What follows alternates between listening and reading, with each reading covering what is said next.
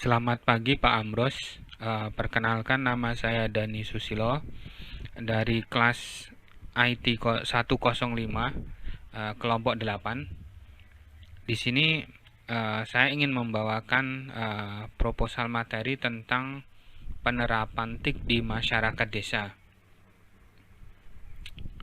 Latar belakang dari pembahasan ini adalah teknologi informasi dan komunikasi saat ini berkembang cukup pesat sekali. Akan tetapi banyak sekali gap perbedaan antara pertumbuhan teknologi yang ada di perkotaan maupun di perdesaan. Sebagai contoh, terlihat di gambar, sejak usia dini kebanyakan anak-anak perkotaan itu mereka bisa mengakses semua teknologi yang ada, karena selain dukungan materi, tentu juga dukungan jaringan infrastruktur di daerah perkotaan sudah cukup mumpuni. Sedangkan di daerah pedesaan, anak-anak lebih banyak menghabiskan waktu dengan permainan tradisional. Tentu hal ini lebih baik sebenarnya jika ditinjau dari segi sosial. Tapi ditinjau dari sisi teknologi, anak-anak di pedesaan akhirnya lebih banyak tertinggal. Kemudian pembelajaran di daerah-daerah yang memiliki infrastruktur internet lebih baik, mereka bisa memanfaatkan banyak hal. Mereka bisa mencari ilmu pengetahuan bukan hanya dari buku, akan tetapi mereka bisa cari dari internet. Apalagi di masa pandemi saat ini, semua siswa pasti kesulitan untuk bertemu dengan guru karena pembatasan social distancing. Jadi kebanyakan yang mempunyai infrastruktur bagus, infrastruktur internet bagus, akan diadakan Zoom pertemuan. Tapi di daerah-daerah yang memang notabene kesulitan masalah internet, kesulitan masalah teknologi, karena mungkin masyarakatnya memang tidak banyak yang mengerti tentang teknologi, akhirnya mereka tidak bisa melakukan apa-apa gitu. Yang ketiga, pemasaran. Di masa pandemi saat ini, marketplace di kita di Indonesia itu tumbuh sangat pesat sekali. Sedangkan untuk para masyarakat desa yang memiliki marketing yang biasanya door to door, itu akan kesulitan karena pembatasan social distancing yang saat ini diterapkan.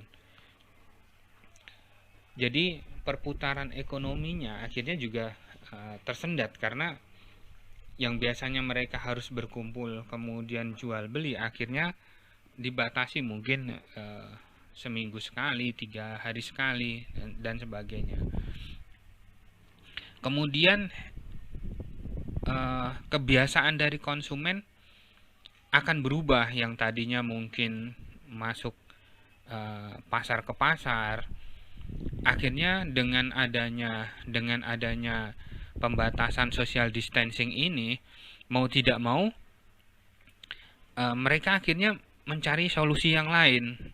Jika di daerah-daerah yang memiliki infrastruktur internet yang bagus, mereka akan cenderung menggunakan aplikasi-aplikasi yang berbasis digital. Tokopedia, misalnya Lazada, mereka akan membeli sembari rebahan, mereka bisa membeli kebutuhan pokok dan sebagainya. Tapi bagi masyarakat yang selama ini memang mengandalkan pertemuan antara penjual dan pembeli, akhirnya akan sedikit kebingungan. Jadi proses perputaran ekonominya juga jadi semakin tersendat untuk saat ini. Kemudian adanya tekanan teknologi. Tekanan teknologi di sini maksudnya dengan teknologi yang kian pesat kemajuannya, mulai dari revolusi 10, 20, 30, dan sekarang eranya 4.0, mungkin di daerah-daerah itu ada yang sama sekali memang nggak ngerti apa itu 30, 40. Bahkan sekarang kita sudah mau menginjak ke revolusi 50, society 50. Padahal mungkin di apa namanya, di pedesaan-pedesaan banyak yang belum mencicipi 40 ini seperti apa, seperti itu.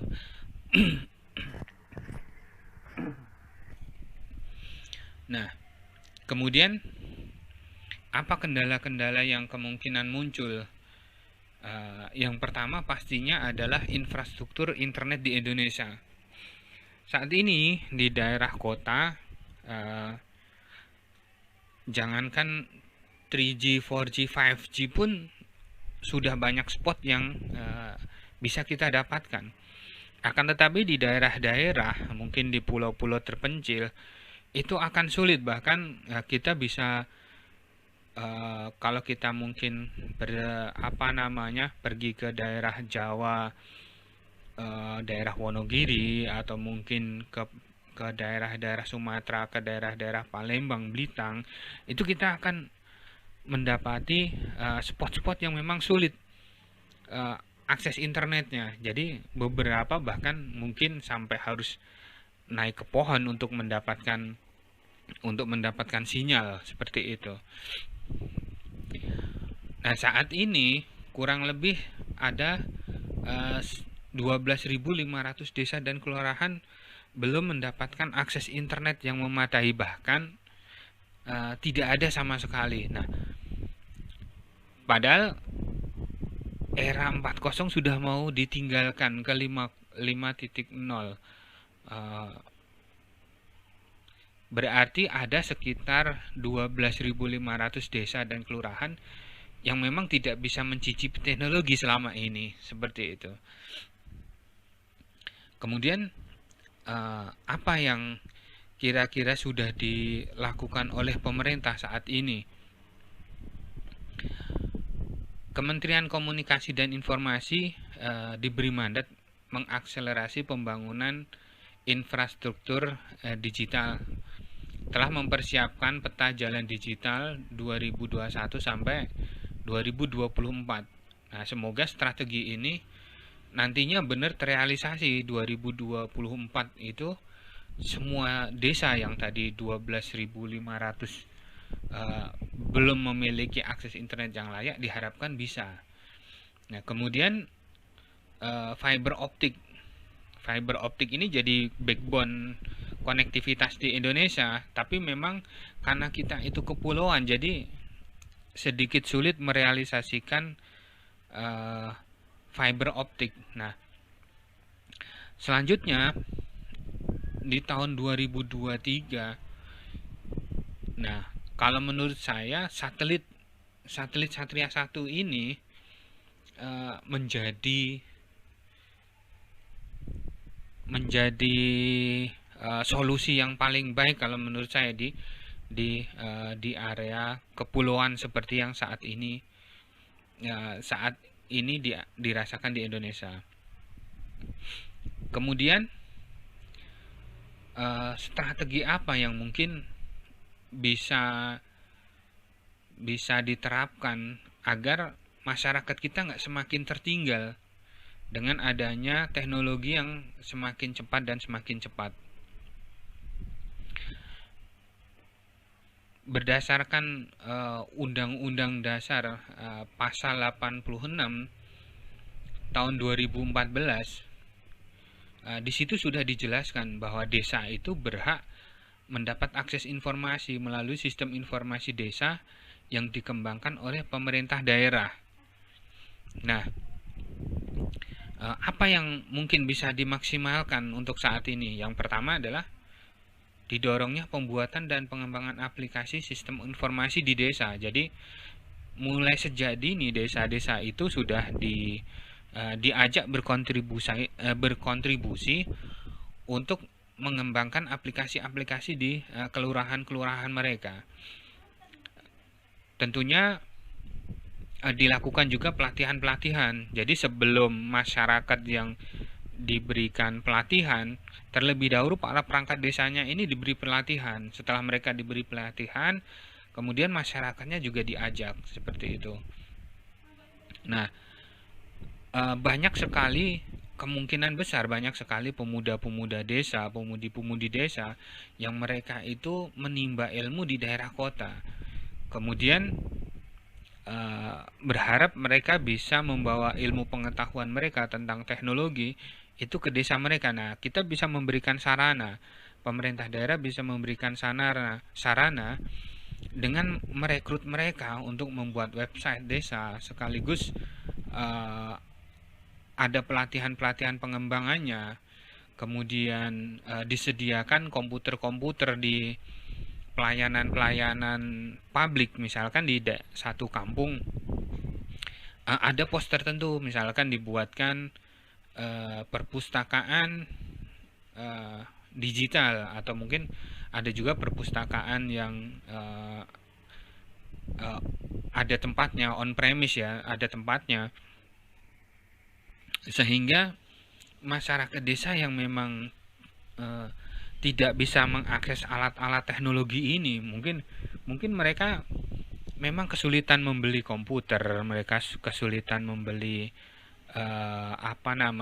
gadget. Nah, mereka bisa datang ke posko-posko ini dan bisa mencoba menggunakan teknologi tersebut. Nah, terlepas dari dampak positif dan negatifnya, teknologi ini memang harus terus dilatih di masyarakat desa, terutama di saat pandemi seperti saat ini. Jadi, bisa jadi untuk pelatihan penggunaan perangkat teknologi bisa dimulai dari lingkup RT, dibuatlah grup WhatsApp yang kemudian diakomodir oleh Pak RT-nya untuk koordinasi dengan warganya, misalkan harus menerapkan social distancing jika ada pendatang baru, misalkan seperti itu, atau mungkin orang yang merantau pulang harus dikarantina. Nah, itu bisa informasi-informasi tersebut bisa disampaikan di situ. Kemudian untuk website desa itu bisa memuat informasi banyak hal, misalkan kegiatan-kegiatan desa apa aja, terus kemudian dana bantuan desa itu dialokasikan kemana aja. Jadi informasi-informasi seputar desa bisa diakses di sana.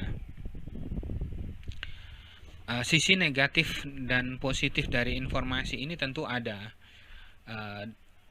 Kita mulai dari dampak positifnya.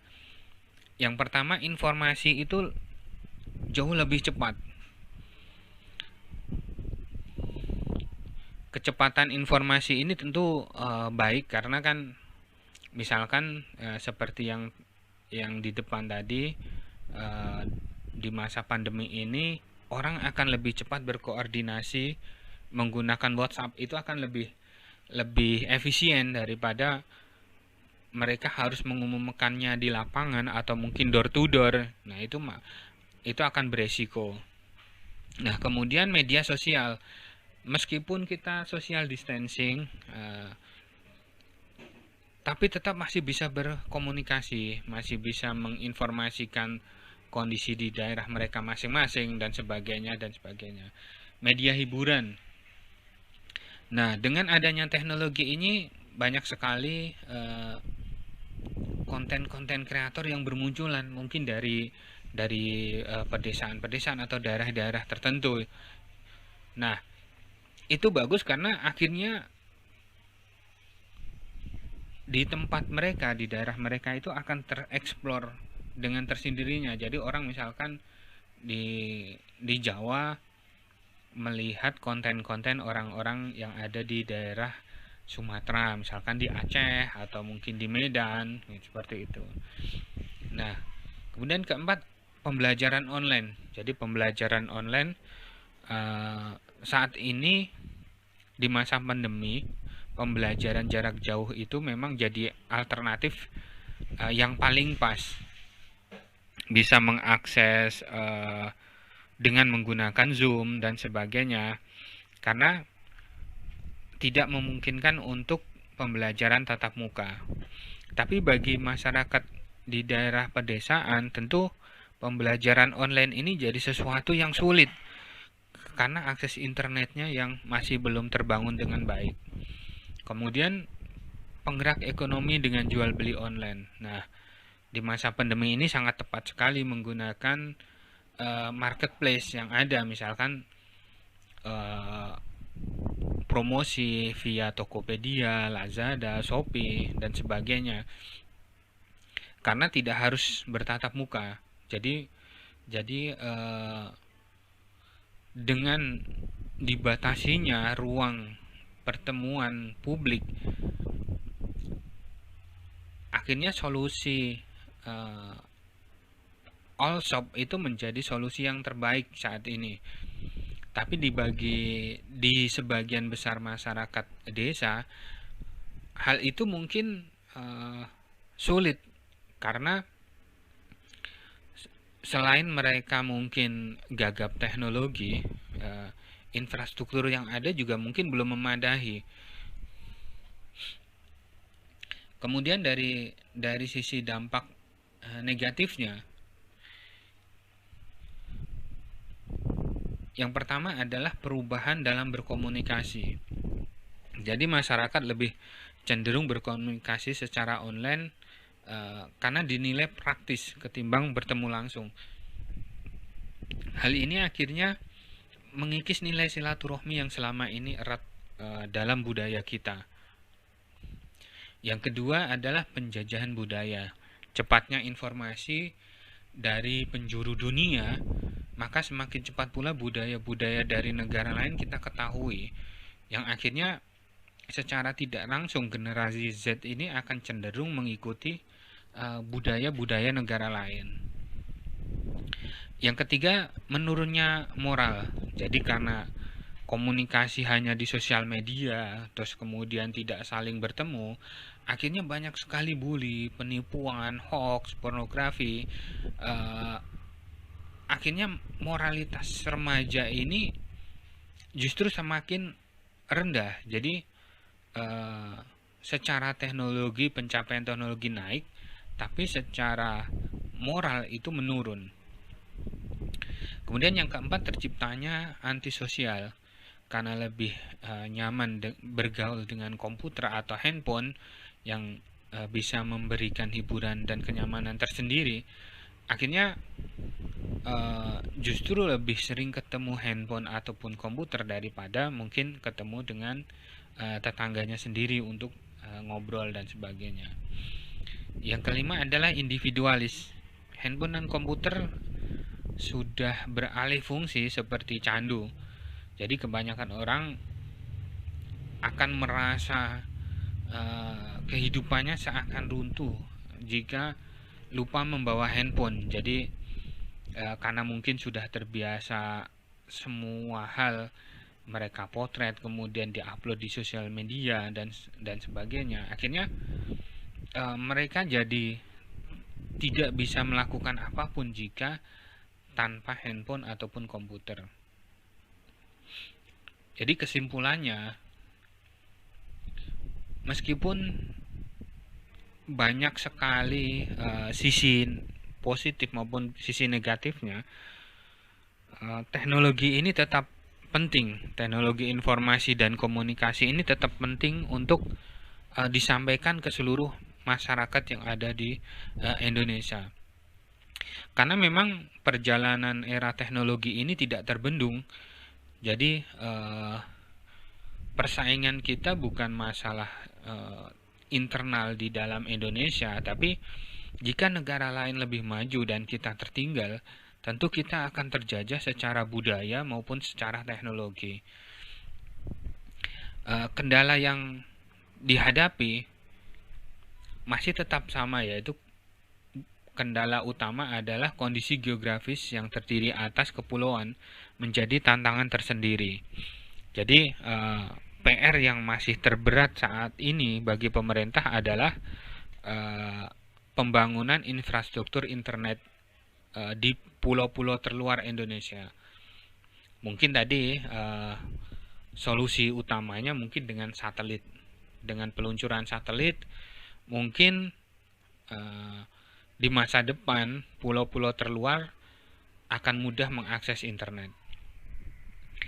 Kemudian melibatkan masyarakat desa sejak dini dalam pengembangan dan pengetahuan TIK itu sangat penting. Jadi meskipun mungkin internetnya belum masuk, tapi perangkat komputernya mereka bisa belajar secara offline terlebih dahulu tentang cara menggunakan perangkatnya dan sebagainya, pengetahuan tentang alat-alat yang digunakan dan sebagainya. Jadi begitu nanti informasi infrastruktur itu sudah mencapai mereka tinggal mengaplikasikannya. Jadi masyarakat desa memang sejak dini itu sudah dilibatkan untuk pengembangan TIK. Dan pelatihan-pelatihan pun diberikan, mungkin melalui perangkat desa yang dilakukan penyuluhan di kabupaten-kabupaten atau kecamatan-kecamatan. Para perangkat desa ini semuanya dilatih, kemudian mereka sosialisasikan di desa-desa mereka sendiri. Hanya itu yang bisa saya sampaikan, Pak Ambros. Terima kasih atas waktu dan perhatiannya. Selamat pagi.